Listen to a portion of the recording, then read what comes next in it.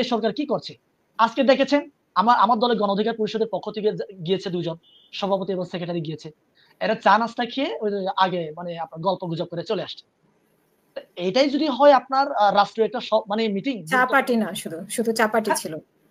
অবশ্যই এটা চা পার্টি ছিল। কিছুই আলোচনা হয়নি তো এখানে। আপনি জায়গায় যেখান থেকে প্রবাসী কল্যাণ মন্ত্রণালয়ে হাত দিলে লক্ষ, লক্ষ মানুষ আপনার প্রবাসে চলে যেতে পারবে অল্প টাকায়। এই কাজগুলো আপনি করেন। তাহলে আপনার ২ টা খাদ্যের উপর চাপ যেমন কমবে, রেমিটেন্স যোদ্ধা বাড়বে। আপনি এই কাজগুলো করছেন? না করছেন না তো। এই ৩ মাসে এই কাজগুলো আপনি করেন না। এগুলোকে এক কলমে খোঁচাই তো এই কাজগুলো সমাধান হয়ে যায়। করছেন না কেন? করবেন না তো। কারণ আপনাদের সদিচ্ছার অভাব রয়েছে। আসিফ নজরুলের সদিচ্ছার অভাব রয়েছে। এই যে উপদেষ্টা মন্ডলীটাতে সদিচ্ছার অভাব রয়েছে। এরা করেছে কি? টাকা তো কখনো দেখেনি। টাকার পিছনে ওরা ছুটছে। যে কথাগুলো বলছিল মনে হচ্ছে আমার মনের কথাগুলো বলছিল তখন। আমি অনেকে বলে যে আমরা যারা ইয়াং আছি বা আমাদের বয়স যারা কম বা ৩৪ থেকে ৪৫ বছর বয়সে আমরা যারা আছি, আমরা জিওপলিটিক্স বুঝি না কিংবা আমরা মানে আমাদের দেশের স্ট্র্যাটেজি সম্পর্কে আমাদের ধারণা নাই। এটা অনেকে মনে করে থাকেন। বা আমাদের সিনিয়র সিটিজেন যারা আছে এটা এভাবে মনে করে থাকি। তো আমি আসলে আমার কয়েকটা ইচ্ছার কথা, আমি ভাবনার কথা আমি বলি। আমি ১ম এ মনে করেছিলাম কি যে যেহেতু সবচেয়ে ট্রেড আমাদের ভারতের সাথে এবং আমার এই ট্রেডের জায়গা আমার পার্বত্য চট্টগ্রাম। পার্বত্য চট্টগ্রামকে ঘিরেই আপনার ভারত বিশাল একটা স্ট্র্যাটেজি খেলা খেলে এখানে। তো আমি মনে করেছিলাম অন্ততপক্ষে এই সরকার আসার পরে যে এই পার্বত্য চট্টগ্রামে যে সমস্ত আপনারা যদি বলেন বিচ্ছিন্নতাবাদী, হ্যাঁ, সন্ত্রাসী যদি বলেন, আপনি যে নামেই বলেন, ওরা তো এই দেশে এক্সিস্টিং এবং এরা এদেরকে ব্যবহার করছে আমার পার্শ্ববর্তী রাষ্ট্র ভারত। এটা হচ্ছে ওপেন সিক্রেট, আমরা সবাই জানি এটা। তা আমি মনে করেছিলাম অন্ততপক্ষে ওদেরকে ডেকে ওদের সাথে আসলে সমস্যা কি, আসলে কোন জায়গায় হাত দিলে এই ঝামেলাগুলো হবে এবং আমাদের যে বিশ্বাস এবং আস্থার জায়গা এগুলো নিয়ে কাজ করবে। কিন্তু আমি আজও দেখিনি। আমি দেখেছি কাকে? যারা কিনা এতদিন ধরে আপনার ওই যে ১৫ বছর ধরে আপনার হাসিনার সাথে ভালো সম্পর্ক ছিল, ভারতের সাথে ভালো সম্পর্ক রেখেছে, তেল মর্দন করতে পেরেছে। এদেরকে নিয়ে আপনি এই সরকারগুলা আ আপনার মেকানিজম করেছে, সাজিয়েছে। আমার এই যে এতক্ষণ ধরে বলছিল যে আপনার আমাদের সক্ষমতা কোথায়, আমাদের শক্তি কোথায়? আমার এই পাহাড়ে যদি আপনি খেয়াল করেন 7 সিস্টারের সাথে বর্ডার আছে। সেভেন সিস্টারের নাগরিকদের সাথে আমার এই ৩ পার্বত্য জেলার নাগরিকদের চেহারা মিল আছে। এরা যদি অস্ত্র ধরে আমার এই পাহাড়ে ঢুকে যায়, আমি যদি আপনাকে না বলি যে ওরাই ঢুকছে কিন্তু, তাহলে আপনি বুঝতেই পারবেন না যে ওরা ঢুকে গেছে। যেমনটা আপনার এই যে অরুণাচলে চায়নার সোলজাররা ঢুকেছিল। তা আপনি তো আপনাকে আগে আপনার নিজের দেশের মানুষের সাথে সম্পর্ক তৈরি করতে হবে। এই জায়গাগুলো তৈরি করতে হবে আপনাকে। এই জায়গাগুলো আপনি কাজ করেন। এখন দেখেন এই যে মনে করেন বর্তমানে যারা কিনা সরকারের খুব কাছের লোক মনে করছে, আ নাগরিক কমিটি বলেন, বর্তমানে উপদেষ্টা মন্ডলী বলেন, এরাই কিন্তু জনবিচ্ছিন্ন লোক হয়ে গেছে। এরা সাধারণ জনগণের সাথে পাবলিক এনগেজমেন্ট নাই। পাবলিকের সেন্টিমেন্ট এরা বুঝতে পারছে না। তো এই সরকার আর কতদিন টিকবে আমার খুব সন্দেহ লাগে এখন।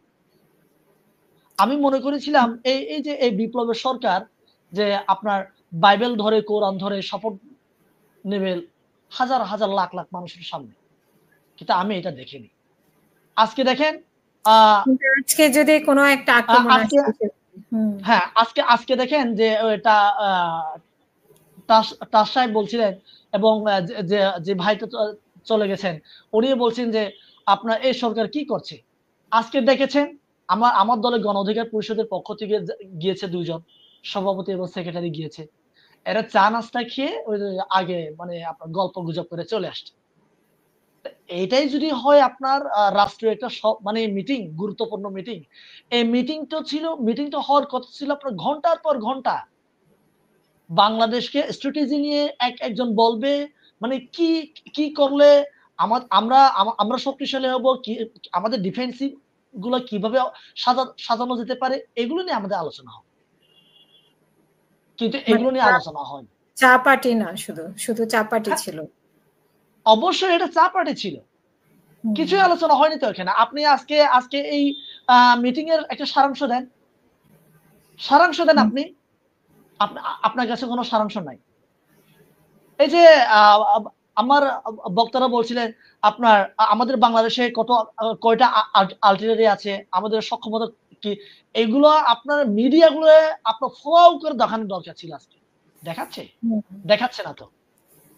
তা আপনি যদি আপনার সক্ষমতার জায়গাগুলো আপনার প্রতিবেশী রাষ্ট্রকে না দেখান, এরা আপনাকে ভয় তো পাবে না। শক্তের ভক্ত নরমের জম বলে একটা কথা আছে। ভারত আমাদেরকে নরম মনে করছে। ওরা নরম ভেবে আমাদের সাথে যা তা ব্যবহার করছে। এখন ডক্টর ইউনূস সরকার যখন আপনার ইউনূস যখন ক্ষমতায় বসেনি, তখন উনি 7 সিস্টার নিয়ে কথা বলেছিলেন। আমি তখন আমি মনে সবাইকে বলেছিলাম না, মনের মতো একটা সরকারকে আমরা পাচ্ছি। কিন্তু দেখেন এখন উনি কি করছে? ওনার কি আপনার হারানোর কিছু আছে? ইউনূস সাহেবের কি হারানোর কিছু আছে? ওনার কি নেই? ওনার বিশ্বখ্যাতি হয়েছে।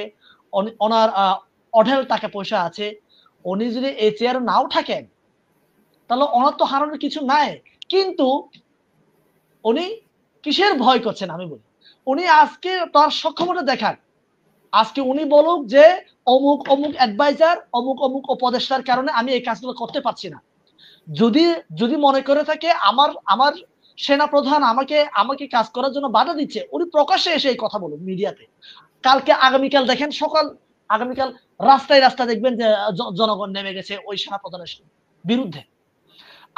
আজকেই উনি বিবৃতি দেন যে এই যে আসিফ নজরুল কিংবা আলী মজুমদার কিংবা যে উপদেষ্টা তাকে বিরোধিতা করছে আর তার কাজে বিরোধিতা করছে, বাধা দিচ্ছে, এটা ওর জন্য আমি কাজ করতে পারছি না। দেখেন তার পক্ষে কত লক্ষ মানুষ স্ট্যান্ড নেবে। উনি কি এটা করছে? উনি এটা করছে না। আমার মানে কথা হচ্ছে উনি এই কাজগুলো করতে হবে। ওনার হারানোর কিছু নাই। উনি আপনার বিশ্বের ইতিহাসে সবচেয়ে শক্তিশালী আয়রন ম্যান হওয়ার কথা ছিল তার। কিন্তু আয়রন ম্যান না হয়ে মানে কি নামে বলবো আমি আসলে শব্দ খুঁজে পাচ্ছি না। এখনো সময় আছে যে এই সরকারকে শক্তিশালী করা, এই বাংলাদেশের সক্ষমতা দেখানো ভারতকে, সময় আছে এখনো। আমি বলবো যে আমার এই পার্বত্য চট্টগ্রামে যে সমস্ত নেতারা আছে, যে সমস্ত সেনাবাহিনীর ব্রিগেডিয়ার আছে, জেনারেল আছে, তাদেরকে ডাকুন আপনি। ডেকে এই পাহাড়ের সমস্যা কোথায়, আমার এই আপনি কি করলে আমাদের সক্ষমতা বাড়বে, এগুলো নিয়ে আপনি আলোচনা করেন। টিভিতে দেখান। আমি চাই টিভিতে দেখান আপনি যে আলোচনা করছেন, যাতে করে আমরা আশ্বস্ত হতে পারি না এই সরকার আপনার মুরগির কলিজা নিয়ে নাই। এই সরকারের পুরো দেহ হচ্ছে কলিজা। আমি এটা দেখতে চাই। অসংখ্য ধন্যবাদ। এখন দেখেন আমার এই সরকারগুলো যে আপনার সরকারের পিছে ঘুরে আওয়ামী লীগের লোকজন। আওয়ামী লীগকে যদি আপনি ব্যান করেন তাদের সমস্যা কোথায়? পাবলিকের সেন্টিমেন্ট আছে তো এখানে। কিন্তু আপনি ভয় পান, আপনি করবেন না। আপনি এগুলো দেখান, তাহলে অনেক জায়গায় আমরা সক্ষমতা পাবো। এখন আমি যদি বলি এই যে আরেকটা লাস্ট একটা কথা বলি যে আমার এই যে 2024-এ যে আন্দোলনটা হয়েছে, এই আন্দোলনটা হয়েছিল আপনার কোটা সংস্কারের জন্য। কোটা সংস্কার আন্দোলন কেন? যাতে করে আমাদের একটা কর্ম তৈরি হয়। এই কর্মের জায়গা যেখান থেকে প্রবাসী কল্যাণ মন্ত্রণালয় হাত দিলে লক্ষ মানুষ আপনার প্রবাসে চলে যেতে পারবে অল্প টাকায়। এই কাজগুলো আপনি করেন, তাহলে আপনার দুইটা খাদ্যের উপর চাপ যেমন কমবে, রেমিটেন্স যোদ্ধা বাড়বে। আপনি এই কাজগুলো করছেন না? করছে না তো। এই 3 মাসে এই কাজগুলো আপনি করেন না। এগুলোকে এক কলমে খোঁচাই তো এই কাজগুলো সমাধান হয়ে যায়। করছেন না কেন? করবেন না তো। কারণ আপনাদের সদিচ্ছার অভাব রয়েছে। আসিফ নজরুলের সদিচ্ছার অভাব রয়েছে। এই যে উপদেষ্টা মন্ডলীটার সদিচ্ছার অভাব রয়েছে। এরা করেছে কি? টাকা তো কখনো দেখেনি। টাকার পিছনে ওরা ছুটছে। টাকার পিছনে ছুটা ছাড়েন। বাংলাদেশের মানুষের কথা ভাবেন, তাহলে বাংলাদেশ এগিয়ে যাবে। ধন্যবাদ। অসংখ্য ধন্যবাদ আপনাদের দুজনকে এবং প্রিয় দর্শক আপনারা যারা শুনছিলেন তাদেরকে ধন্যবাদ। আমাদের